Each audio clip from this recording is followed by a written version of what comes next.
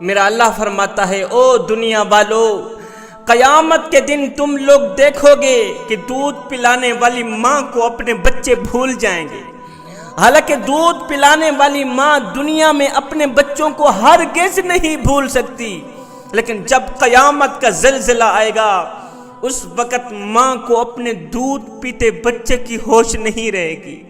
جب قیامت کا زلزلہ آئے گا ماں کو اپنی فکر پڑ جائے گی، اپنی جان کی پڑ جائے گی۔ اس دن جو عورتیں حمل سے ہوں گی، قیامت کے خوف اور دہشت کی وجہ سے عورتوں کے حمل ساقط ہو جائیں گے۔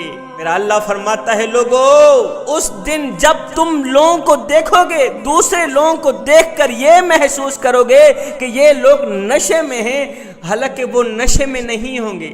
اللہ کا عذاب ان پر اس طرح حاوی ہوگا، قیامت کی گرمی، حشر کے دن کی تپش، خدا کا خوف اور دہشت ان پر اس طرح طاری ہوگی کہ یہ لوگ اپنے قابو میں نہیں ہوں گے، اپنی ہوش و حواس کھو بیٹھیں گے۔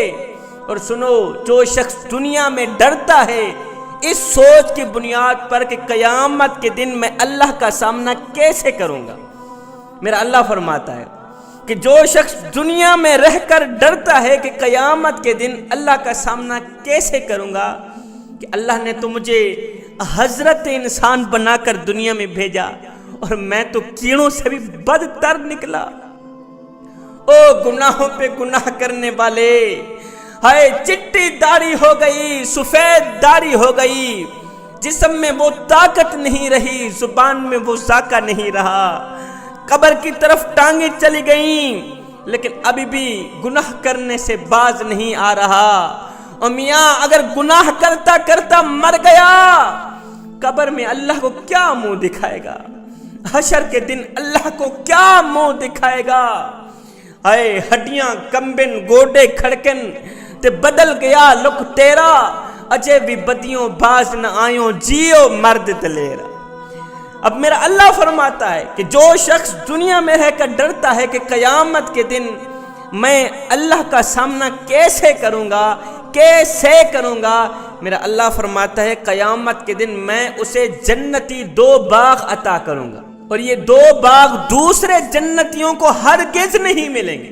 حالانکہ دوسرے جنتی ان 2 باغ لینے کی تمنا کریں گے، خواہش کریں گے، لیکن ان کو نہیں دیے جائیں گے۔ یہ 2 باغوں کا تحفہ صرف اسی شخص کو دیا جائے گا جو دنیا میں رہ کر اس سوچ کی بنیاد پر ڈرتا تھا کہ قیامت کے دن میں اللہ کو کیا منہ دکھاؤں گا۔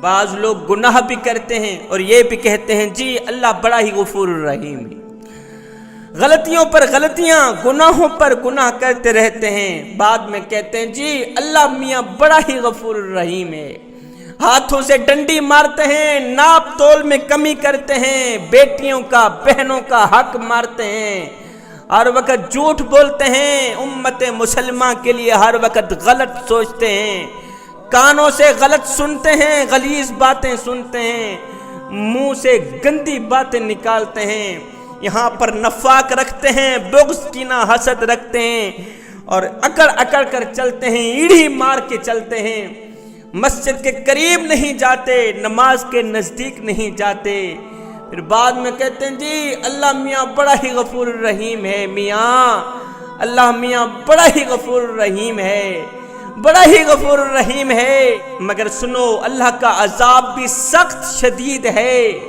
اللہ تعالیٰ جس کو پکڑ لیتا ہے پھر چھوڑتا نہیں، اللہ تعالیٰ جب پکڑتا ہے پھر اگلی پچھلی برابر ہی کر دیتا ہے۔ اس لیے ہر وقت، ہر گھڑی، ہر لمحے اللہ سے ڈرنا ضروری ہے، اور ڈر کر اللہ سے امید رکھنا ضروری ہے، اللہ کی رحمت پہ نظر رکھنا ضروری ہے، ہر وقت اللہ سے ڈرتے رہنا ضروری ہے۔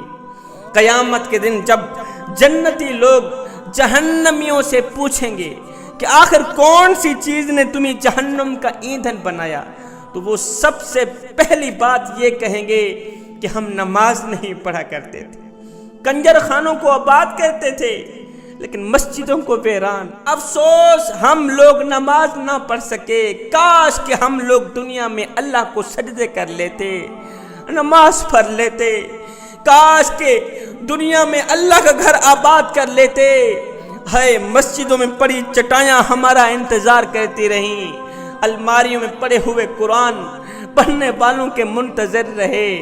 ہم نے کبھی قرآن اٹھایا نہیں، قرآن کو کھولا نہیں، قرآن کی زیارت نہیں کی۔ کاش کہ ہم لوگ دنیا میں اللہ کو راضی کر لیتے۔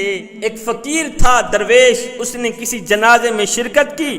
جنازہ پڑھنے کے بعد میت کو دفنایا۔ میت کی تدفین کے بعد ساتھ میں ایک نوجوان کھڑا تھا۔ اس بابے نے اس نوجوان سے پوچھا، نوجوان میاں تیرا کیا خیال ہے؟ اگر یہی شخص دوبارہ دنیا میں پلٹ کر آ بھی جائے تو اب یہ کیا کرنا پسند کرے گا؟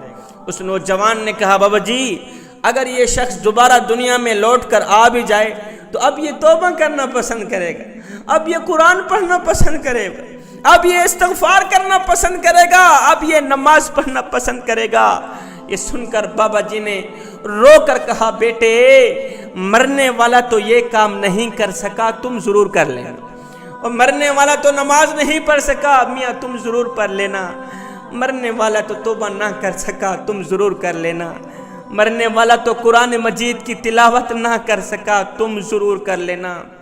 جہنمی کہیں گے ہم دنیا میں نماز نہیں پڑھا کرتے تھے۔ حضرت عبداللہ بن مسعود رضی اللہ تعالی عنہ سے روایت ہے کہ رسول اللہ صلی اللہ علیہ وسلم نے فرمایا قیامت کے دن جہنم کو لایا جائے گا۔ یہاں پر دو صورتیں ہیں، یا تو لوگوں کو دکھانے کے لیے لایا جائے گا، یا تو جہاں پر جہنم کو نصب کرنا مقصود ہوگا۔ دو صورتیں ہیں، جہنم کو لایا جائے گا، جہنم پہلے مخفی تھی، آج اس کو ظاہر کیا جائے گا۔ اب جہنم کے ساتھ 70 ہزار زنجیریں ہوں گی، اور ہر ایک زنجیر کو کھینچنے کے لیے 70 ہزار فرشتے ہوں گے۔ ایک زنجیر کو کھینچنے کے لیے 70 ہزار فرشتے اپنا زور لگائیں گے۔ مجھے بتائیں 70 ہزار زنجیریں ہیں، ایک زنجیر کو کھینچنے کے لیے 70 ہزار فرشتے زور لگا رہے ہیں۔ ایک فرشتے کے اندر طاقت اتنی ہے، زور اتنا ہے کہ وہ زمین پر پر مارے سارا ملیا میٹ کر دے۔ مجھے بتاؤ جس جہنم کی 70 ہزار زنجیریں ہیں اور ایک زنجیر کے اندر طاقت اتنی ہے، وزن اتنا ہے کہ اس کو کھینچنے کے لیے 70 ہزار فرشتے زور لگا رہے ہیں، مجھے بتاؤ کل ٹوٹل کتنے فرشتے بن گئے؟ جب اتنے زیادہ فرشتے جہنم کو کھینچ رہے ہیں، وہ جہنم کتنی بڑی ہوگی؟